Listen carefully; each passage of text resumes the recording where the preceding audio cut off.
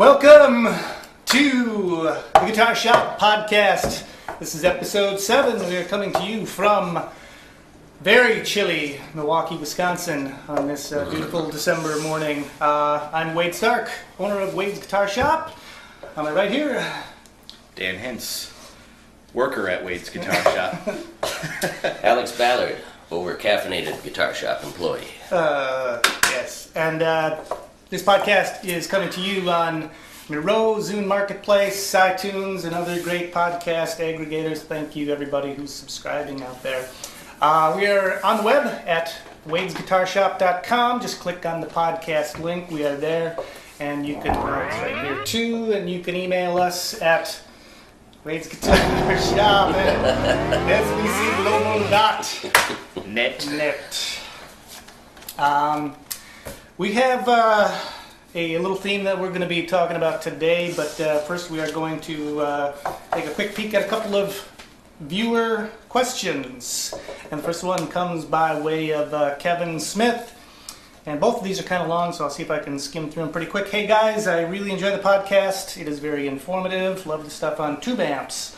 I wanted to comment on the use of multi-effects versus individual effects, which goes back 3 or 4 podcasts.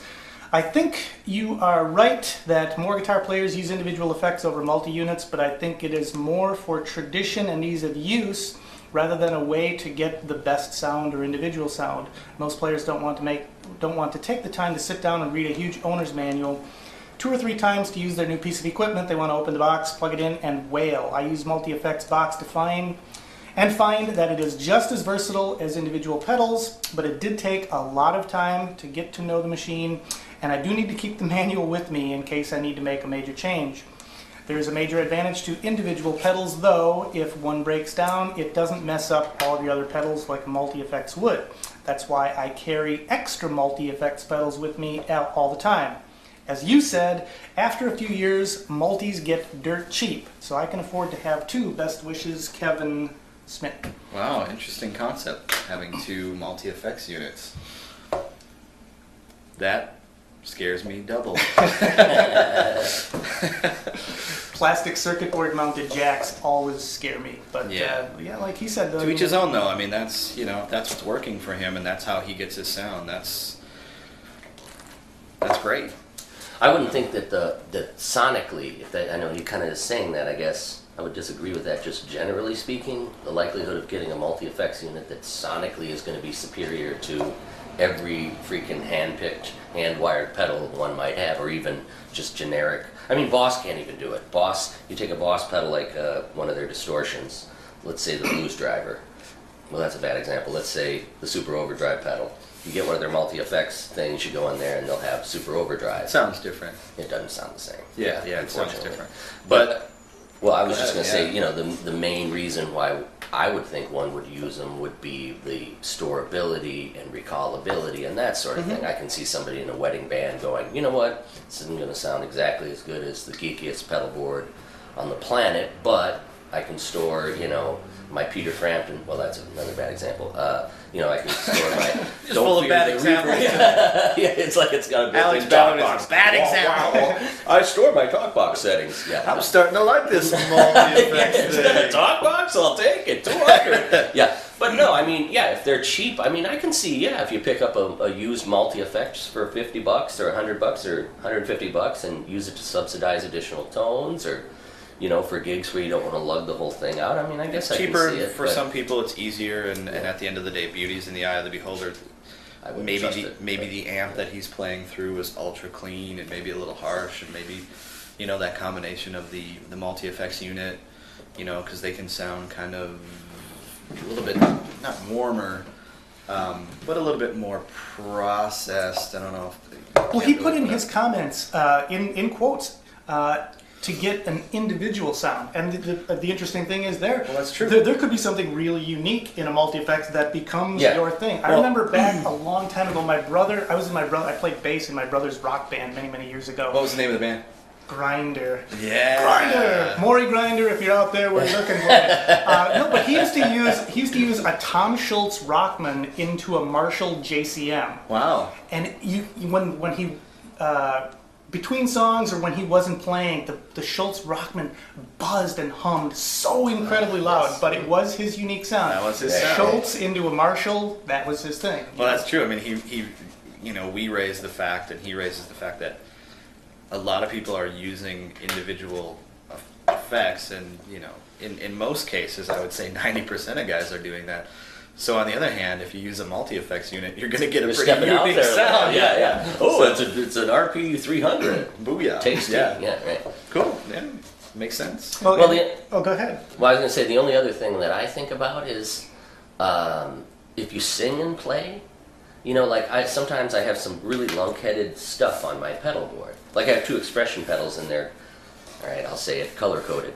Because I can look down and know which one is working which pedal, and sometimes I'll have like a big thing that says what pedal it is, just because, you're singing and you quickly go like this, I mean, I sometimes think back to some of the gigs I had where I like use, the whole night the same pickup, just because I didn't have time to right. go, oh, what's going on here, It's every night. So I like the versatility, sometimes, but in reality, depending on your playing situation, you need it really lunk-headed and simple and just sort of idiot-proof.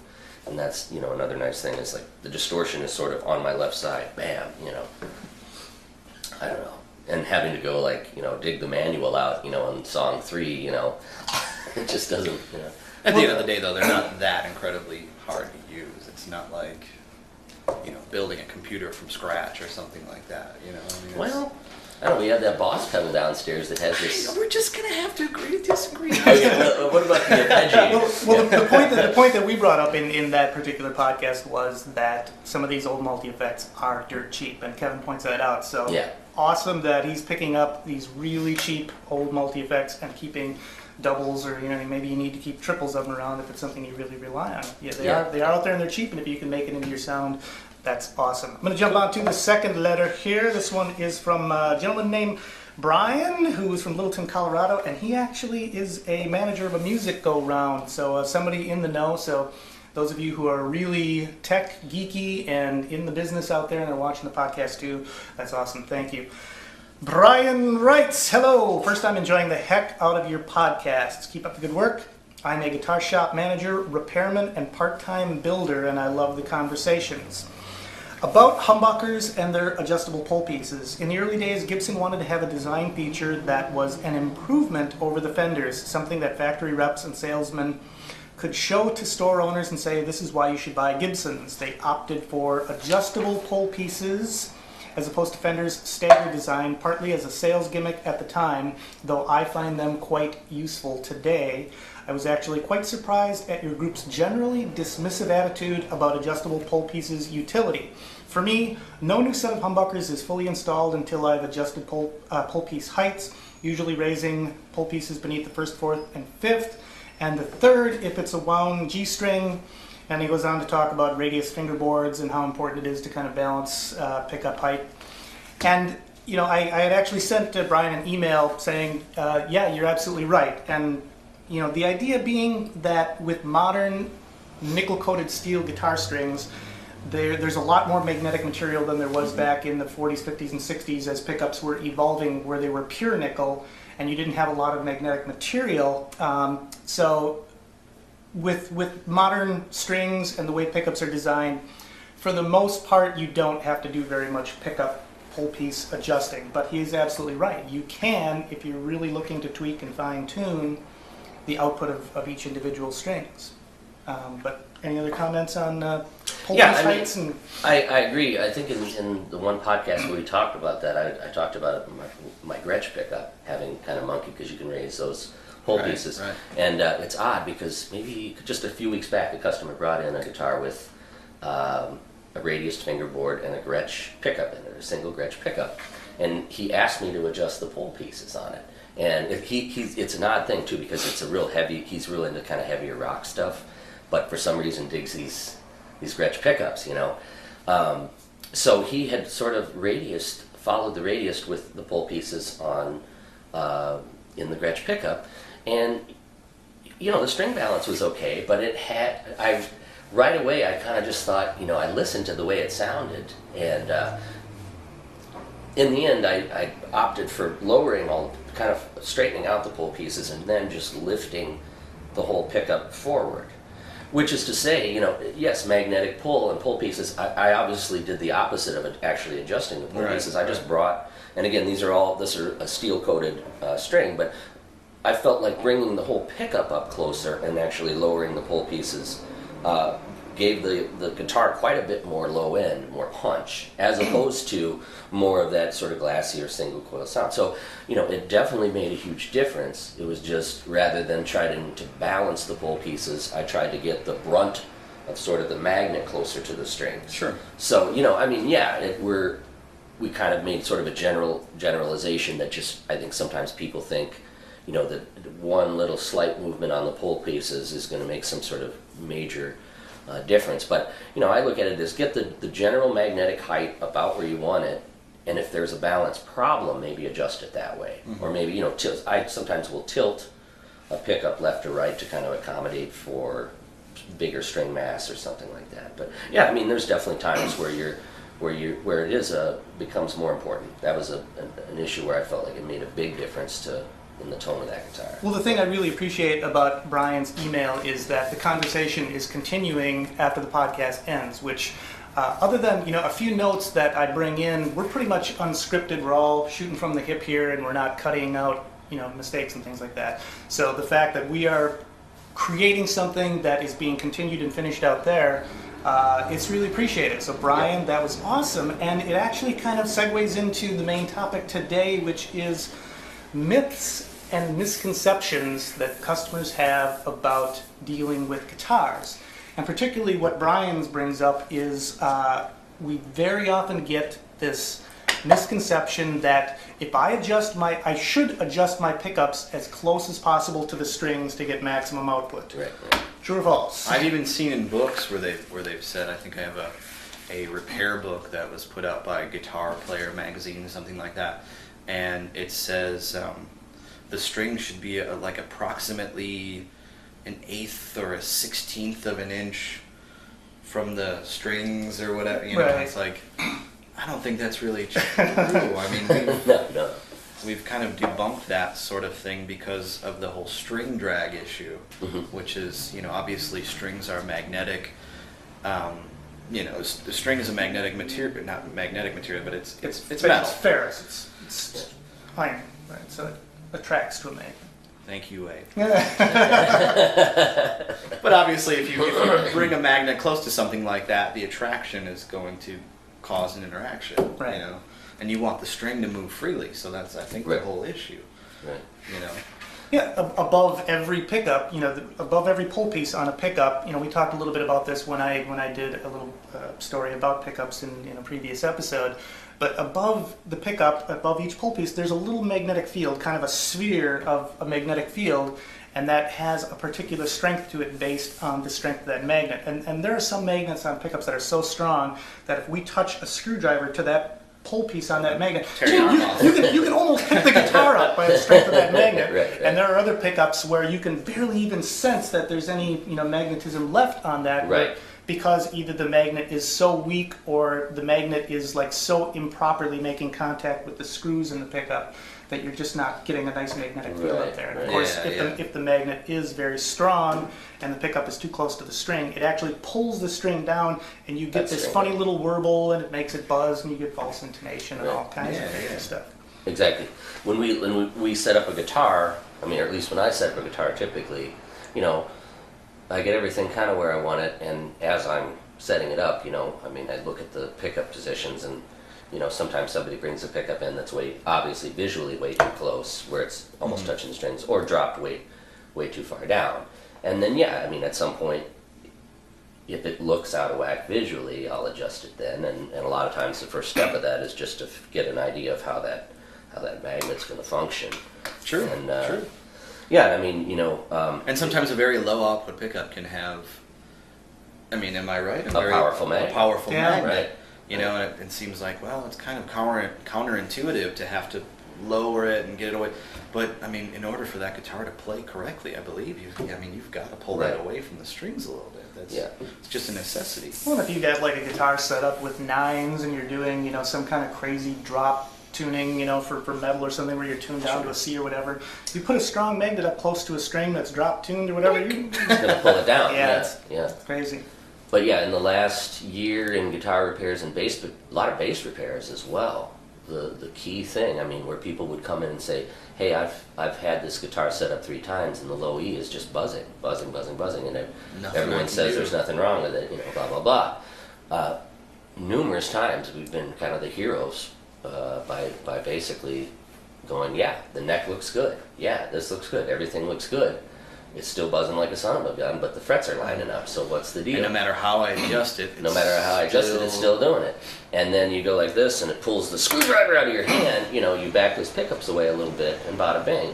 And I mean, literally, I've had numerous examples where that ended up being the absolute issue. Yeah. And so it definitely makes a difference.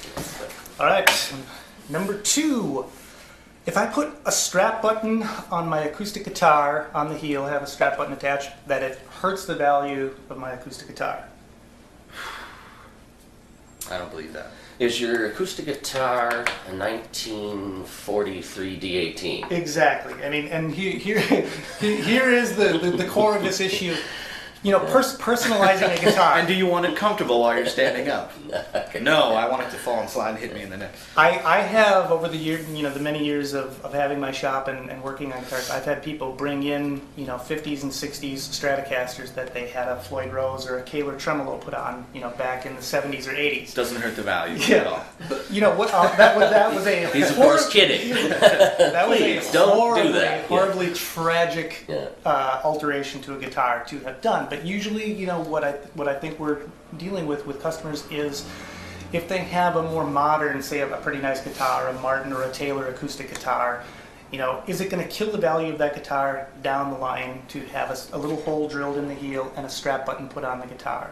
And what I tell them is that on most modern guitars, the likelihood of your having the next pre-war D28 is slim, because that era of guitar history is over. The guitars being made today, for the most part, are not being turned into the next series of pre-war Martins. Sure, they're good guitars, but they're not. They're great guitars. They're a great investment, but they're not historically significant the way the guitars are now.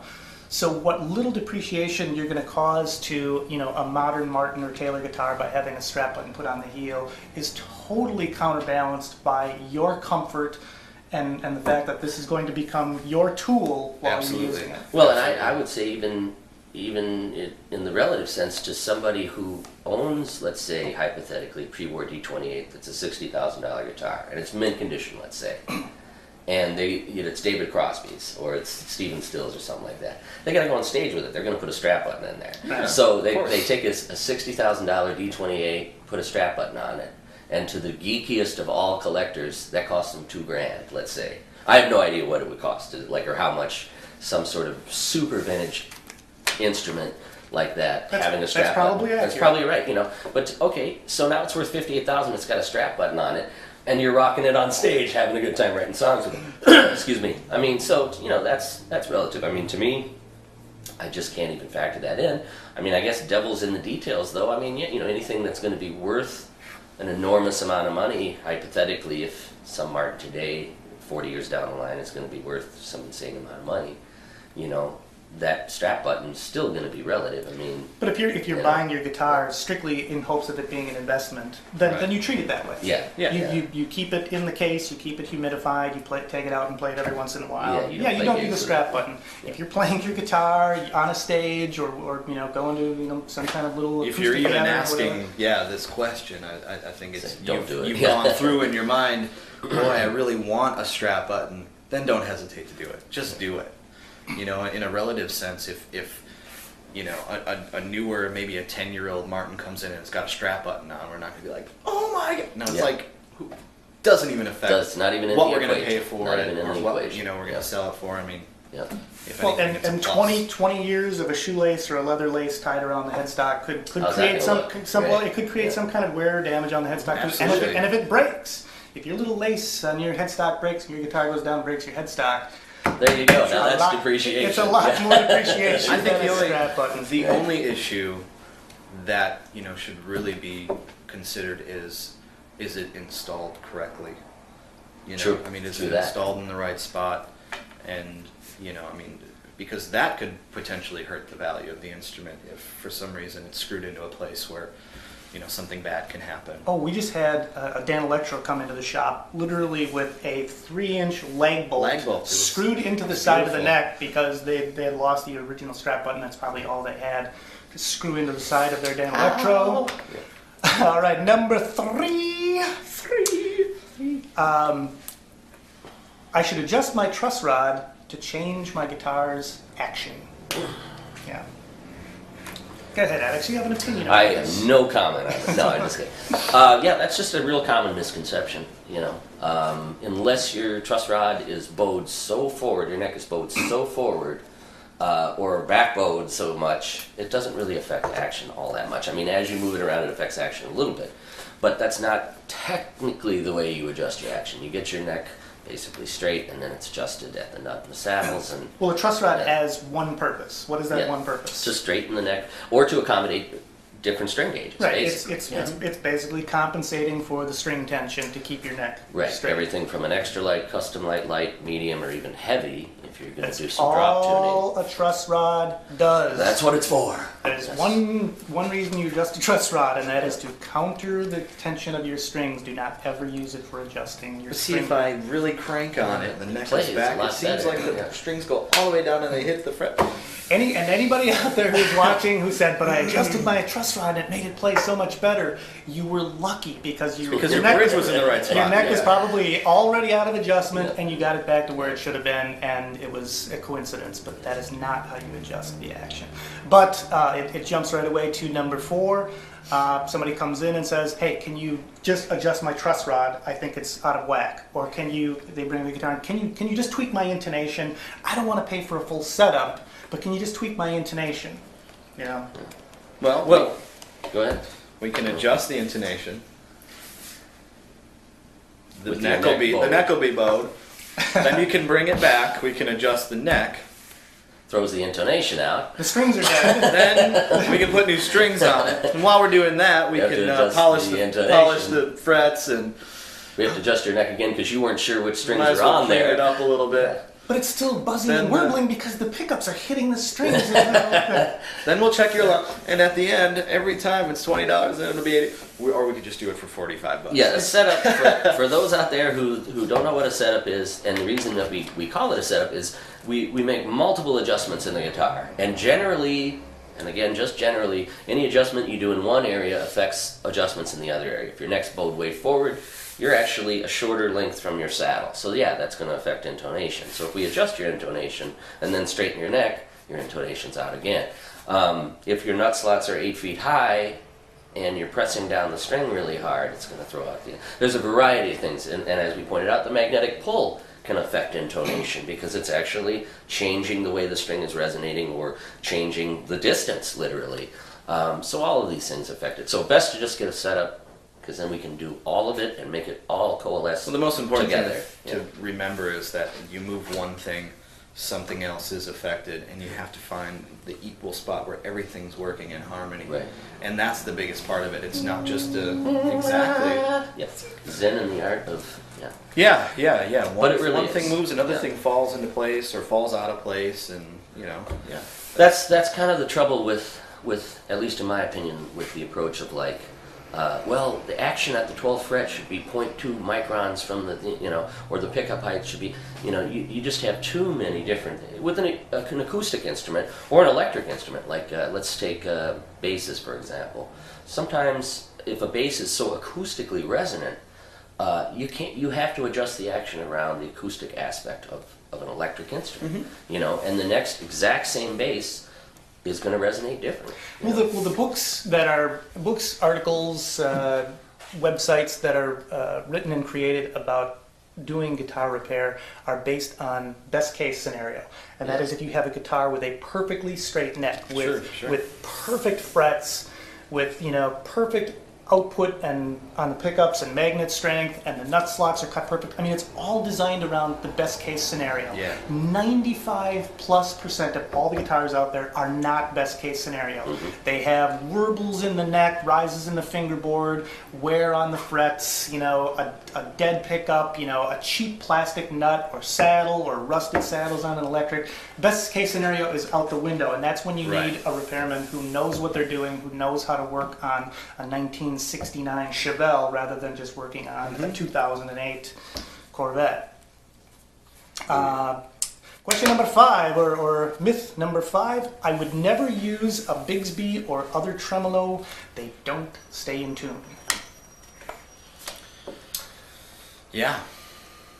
They You do don't know what you're missing. They do though. Yeah, you don't know Well, what you're missing. That is absolutely Preface it by you're looking at basically the Bigsby Club for we all men. kind of for men. We're basically all Bigsby crazy. And you know, I'll also say, you know, I have a Strat that I can dangle by the whammy bar, and it won't go out of tune. And you know, 3 or 4, I don't even know. He's setting how a many bad Bigsbys example again. Yeah. Yes. You teenagers out there, don't Don't sing your guitar by the whammy bar.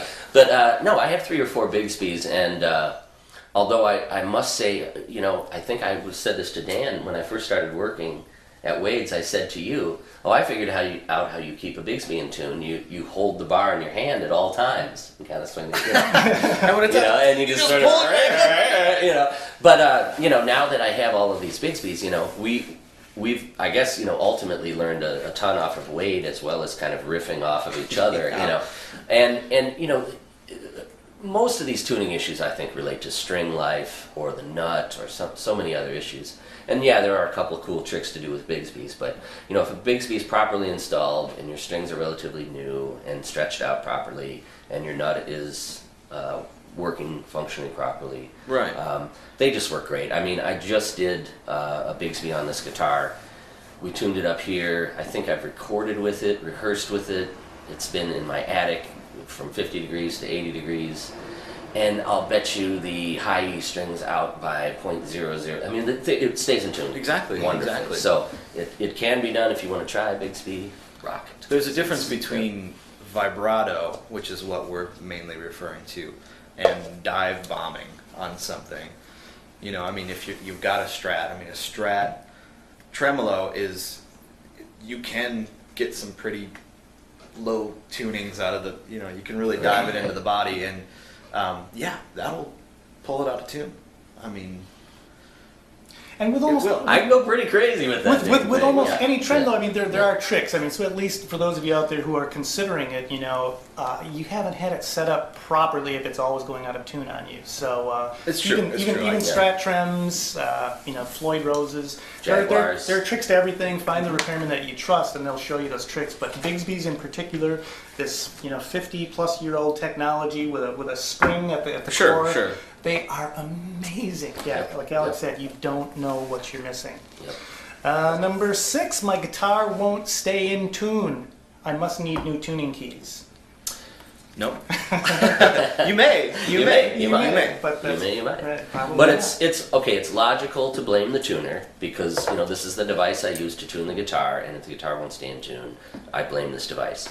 But you know, around here we usually find out that there's a lot of other causations, and that it's sometimes it is a tuner, but there's a lot of other issues. So Intonation. It's the first issue. Intonation. If your intonation is off, you're you chasing can have an every elusive beast. every Yeah. string completely in tune, but none of them will play well together. Right. So it's always out of tune. It's always out. So that's an issue. I think also, you know, points of friction. You know, the nut.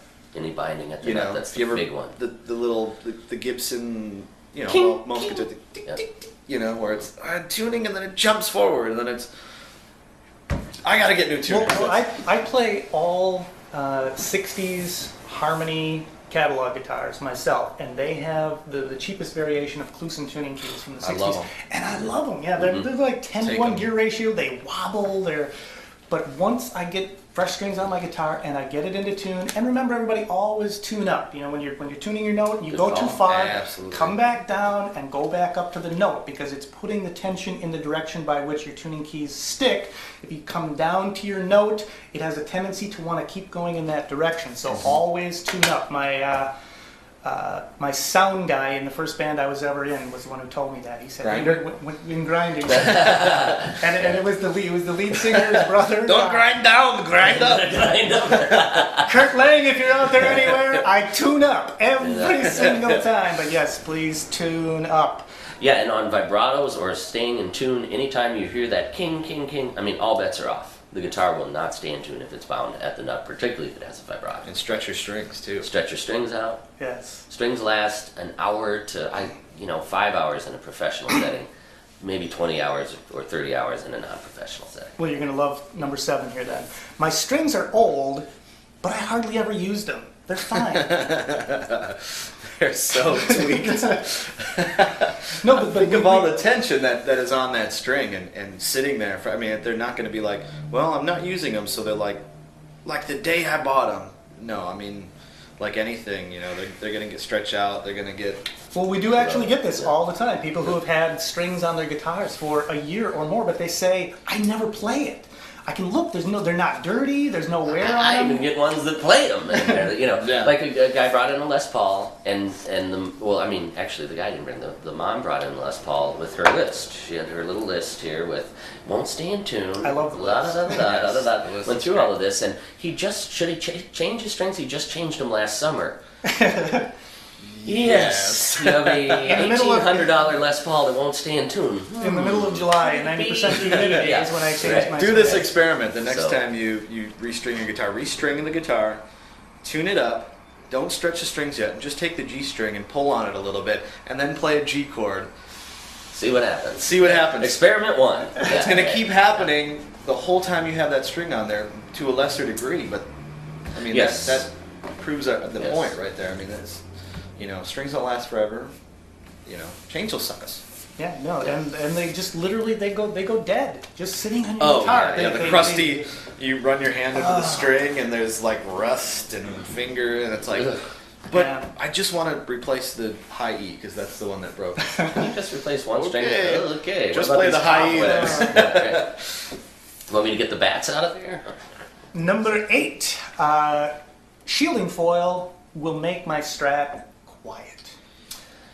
This Well, is Can I don't know. I'd like to listen to this Okay. one because I don't have a theory on it. It's confusing to me. if the shielding coil, if the entire Strat is covered in shielding foil, including strings, Foil. shielding foil, It's a coil. and you're Coil. wearing a shielding foil outfit and shielding foil shoes, And the room is and the stage is made out of shit. No, I'm sorry, that's all.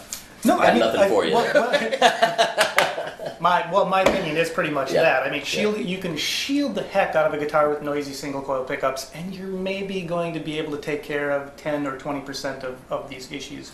But I think so much of it has to do with the exposure of the pull pieces. The fact that you can't completely seal this, it's kind of like, rolling up the windows in your car and thinking you can drive your car underwater. Right, Your right. car's going to fill up with water and you're going to drown. Right. They're single coil pickups. They are just inherently antennas to every kind of electrical noise out there, from RF to 60 cycle hum and everything that you get from neon and fluorescent or whatever. So shielding foil for single coil guitars is not the miracle. And as a matter of fact, I took an Eastwood guitar with a P90 pickup for a customer, and we tried to make his P90 quieter, and we literally completely wrapped the P90 in shielding foil and shielded his entire guitar, and it was still noisy as a son of a gun. Yeah.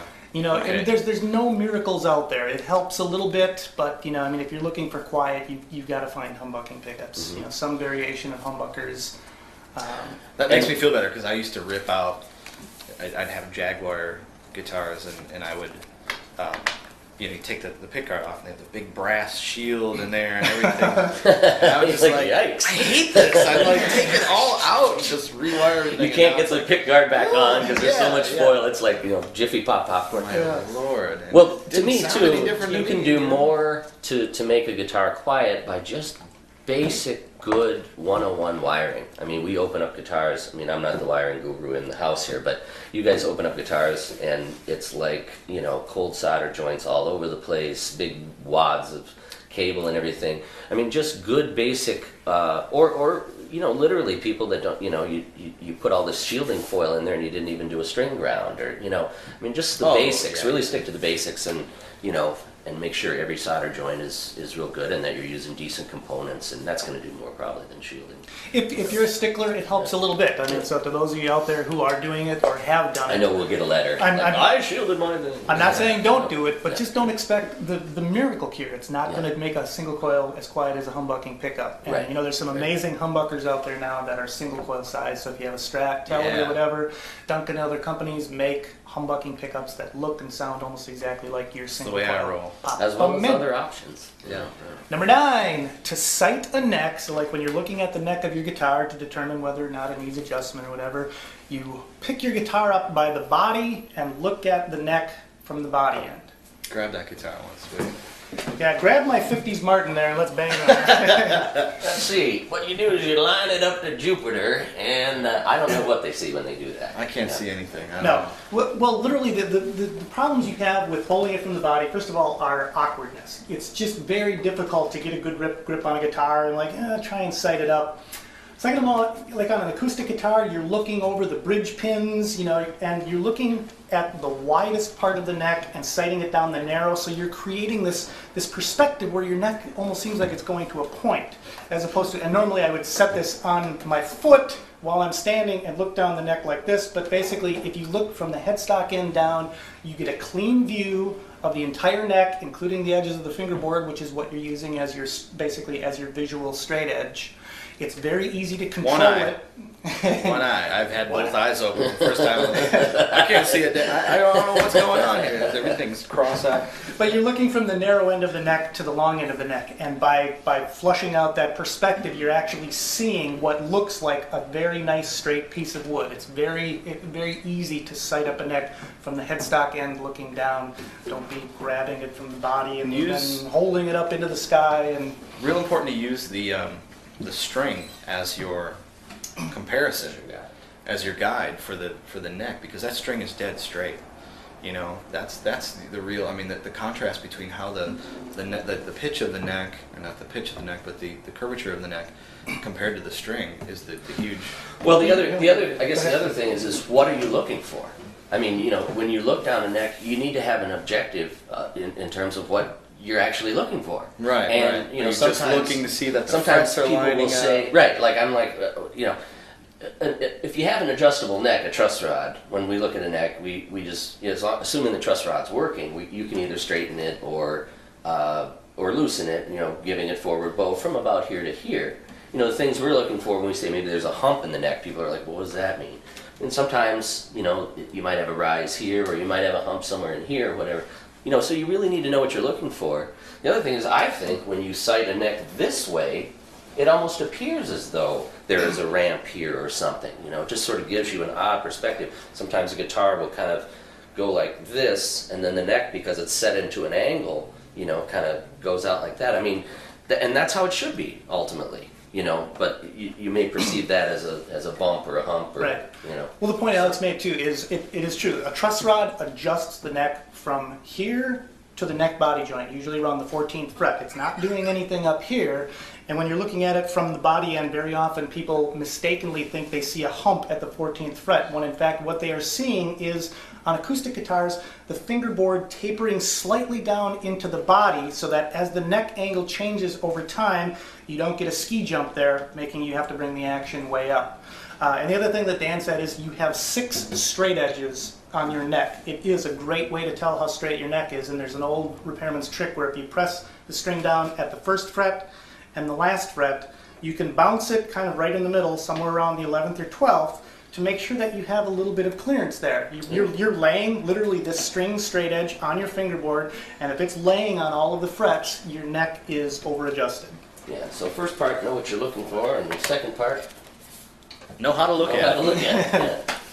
Yeah. The last one, my pickups are losing output. I think I need new pickups.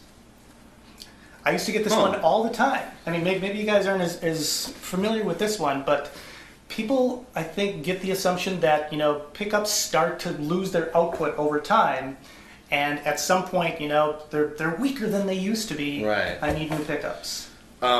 To a certain extent, and I'm completely, I don't know, and I'm asking, but do the magnets lose a little bit of their strength after a while, and is that a factor? Well, Alnico magnets do, and most modern pickups are made with Alnico 5 magnets, and 5 refers to its magnet strength, and they tend to lose a little bit of their magnetic properties over time, but stabilize at what's called Alnico 2, which is why a lot of companies do reissue pickups that are Alnico 2. Once they get to that point, if the magnets are of a decent quality, they won't lose their magnetism for the rest of their lives. Unless, of course, the Earth loses its magnetic shield, which it seems to be doing. Hey, you gotta watch out for that. But the actual coil itself, Algore.com. the actual coils themselves do not lose any output or anything like that. It is basically a continuous, coil of shielded wire that either it works or it does not work. Exactly, and if you can't get it to sort of halfway work, can you? I mean, well, maybe if you have a short breaks and winds, if they're on the outer part of the winding, would reduce output a little, right? Well, actually, what happens, is if you get a break in the coil, your pickup will still actually create a little bit of sound, but it's all of a sudden from here down to there. Right, I mean, and it's which literally is obvious, it's literally shorted and non-functional. And I've noticed too that, and maybe I'm wrong, but if a guitar isn't set up quite right, and strings aren't kind of vibrating at the their optimal pattern and stuff like that, it's going to seem like you're not getting the correct amount of output out of your guitar. And I've noticed more that out of adjustments, good point, yeah. It doesn't seem that the strings are really working, so you kind of perceive, wow, my guitar isn't as loud as it used to be. Maybe it's the pickups. Right. If you lower the action to where the strings are, you get this more electronic sound. It's real percussive on the front end, but then it's like there's no sustain. An electric solid body electric, let's say, is the pickups, the pure electronic sound, and the acoustic sound, and they come together. And I'm having this issue with one of my guitars, which is super acoustically resonant. Doesn't really have that high output pickups, but it's just so acoustically resonant. It's that dance between. It totally comes back to strings too. I mean, I think some people are pretty surprised that when their strings go dead, their electric sound goes dead too. Right. But why? They last all summer. Not sustaining anymore. You guys set up my guitar 6 months ago, and now it sounds dead. Yeah. Did you change Let the us strings? restring. Yes. All right. On that note, we are going to wrap up episode 7 of the Guitar Shop podcast. I want to thank everybody for tuning in to this episode. If you have any questions, comments, please send us an email to wadesguitarshop@svcglobal.net. Check out the podcast at wadesguitarshop.com. I'm Wade Stark of Wade's Guitar Shop. Dan Hintz. Alex Ballard. I want to thank Ed. Thank you, Jocelyn, for showing up this morning. Thank you, City Market, for this awesome coffee. Thank you, Fish Tank. Thank you, Fatty. Roll the credits. And we're gonna have our Friday fish fries today. I hope everybody goes out and gets theirs too. It's cold as heck, and they're sure gonna feel good. So, episode 7, we're out.